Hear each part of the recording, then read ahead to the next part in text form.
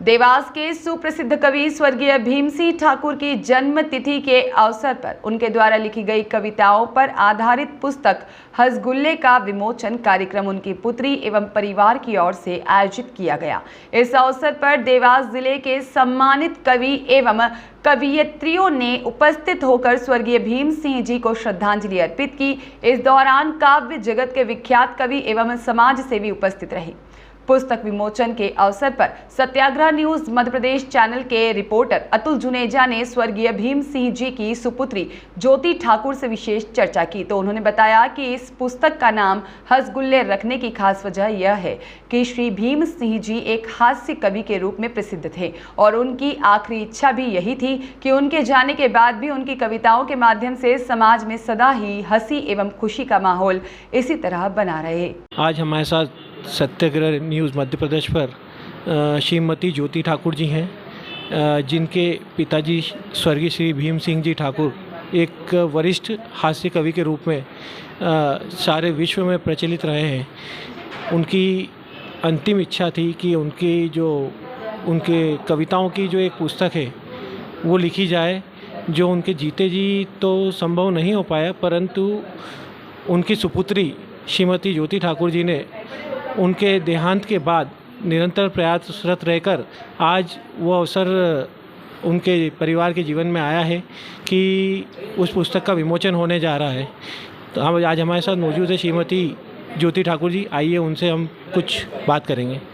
श्रीमती ज्योति, नमस्कार। श्रीमती ज्योति ठाकुर जी, आप ये बताएं कि आपके पिताजी की ये इच्छा रही, अंतिम इच्छा रही कि उनके जो पुस्तक है, उनके जितने भी काव्य थे, उनकी कविताएं थी, उसका विमोचन किया जाए। तो उसके लिए ये जो आपका प्रयास है, ये किस प्रकार और कितनी मेहनत के बाद आज ये सफल दिन आपके जीवन में आया है? जी हाँ, मैं कहना चाहूँगी जब पिताजी ने लगभग ये पुस्तक अपनी कंप्लीट कर ली थी, जब पिताजी का अंतिम समय था, तब पिताजी ने मुझे कहा कि बेटा ये मेरी अंतिम इच्छा है, इसे तू ज़रूर पूरी करना। तो उसी अंतिम इच्छा को पूरी करने के लिए मैंने छोटा सा कार्यक्रम का आयोजन किया गया है, जिसमें पापा के कम से कम 50 वरिष्ठ कवियों को मैंने आज निमंत्रण दिया है, साथ में उनके कुछ ऑफिस के जो दोस्त हैं। ये छोटा सा आयोजन करके मैंने एक छोटी सी कोशिश की है पापा के प्रोग्राम को सफल बनाने की। उम्मीद करती हूँ ये प्रयास मेरा शायद सफल होगा। और इस कोशिश को सफल बनाने में जिन लोगों ने मेरी मदद की है वो है मेन जो पुस्तक में जिन्होंने मुझे मेन सहयोग दिया है, उनका नाम है राजकुमार चंदन सर, जिनका नाम Guinness book of Limca book में आ चुका है 5 बार। और जो निरंतर मेरे साथी मेरे भैया पंकज भैया, इनका भी मुझे फुल सपोर्ट मिला है। मैं अकेले शायद इस प्रयास को सफल नहीं बना पाती, भैया की कोशिशों के कारण ही मैं जितने पापा के दोस्त हैं उनसे संपर्क कर पाई हूँ और यहाँ पर निमंत्रण दे पाई। जी, आज इस अवसर पर हमारे साथ श्री पंकज जोशी जी, जो कि भीम सिंह जी के साथ जुड़े रहे लंबे समय से, जिन्होंने उनके जीवन के सफ़र में हर जगह कवि सम्मेलन में उनका साथ दिया है, वो भी मौजूद है। आइए हम उनके विचार भी जानेंगे। जी पंकज जी। वीर जी, ऐसा है, मैं सम्मानीय भीम सिंह जी निर्मल से 1986 से जुड़ा हुआ हूँ, 86 से। और 86 में मैंने पहला कवि सम्मेलन भीम दादा के साथ देवास के विजयनगर में पढ़ा था।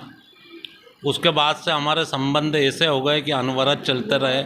86 से लेकर 2023 यानी लगभग 32-33 साल हमने साथ खूब काम किया और कम से कम 500 से भी ज़्यादा कवि सम्मेलन हमने साथ में किए हैं। और आखिरी कवि सम्मेलन जो उनका था वो भी पन्ना में था। पन्ना में वो मेरे साथ गए थे, ट्रेन की यात्रा हमने की थी। उसके बाद एक जो अंतिम कवि समागम था वो मांडाऊ में हमने भीम दादा के साथ अटेंड किया था और भीम दादा का बहुत मार्गदर्शन मिला मेरे कविता के निखरने में, मेरी प्रस्तुति के संवरने में। हर जगह भीम दादा ने मुझे उंगली पकड़कर चलना सिखाया है। और आज बड़ी खुशी का विषय है कि ज्योति ने यह बीड़ा उठाया कि उनकी पुस्तक का विमोचन हो रहा है, क्योंकि किसी भी रचनाकार के लिए सबसे बड़ी बात होती है कि उसकी पुस्तक निकल जाए या उसका साहित्य जनता तक पहुँचे, लोगों तक पहुँचे। और इस दिशा में ज्योति ने अनुकरणीय कार्य किया है। मैं ज्योति को बहुत बहुत बधाई देना चाहता हूँ। और भीम दादा एक ऐसी हस्ती थे, किसी के भी प्रति मन में कोई द्वेष भाव या मेल नहीं रखते थे, जो मिलता गया उसे अपना बनाते गए। और मुझे उन्होंने यही सिखाया कि ज़िंदगी में कभी किसी से दुश्मनी नहीं करना, सबसे दोस्ती करते चलो और आगे बढ़ते चलो।